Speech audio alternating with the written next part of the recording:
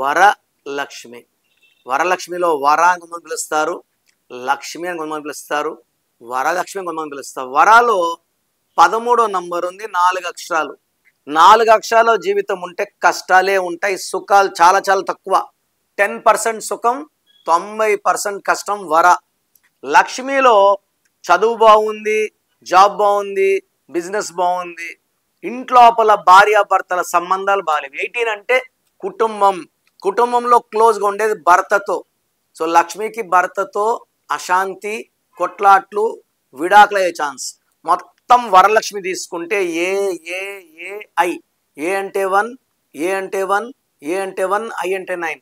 12వ number defect ఉంది. ఎవరి పేరులో 12 వచ్చినా కాళ్ళ కురేసి వదిలేస్తే తలకాయ కిందకి, కాళ్ళు పైకి.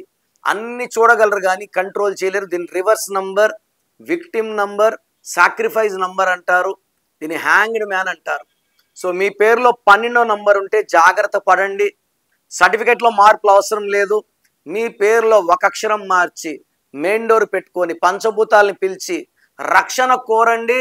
రక్షణ వస్తుంది, గెలుపు వస్తుంది, and you will be very very happy. మీ పేరులో బలం ఎంత తెలుసుకోవాలనుకుంటున్నారా? మీ full name, calling name, date of birth.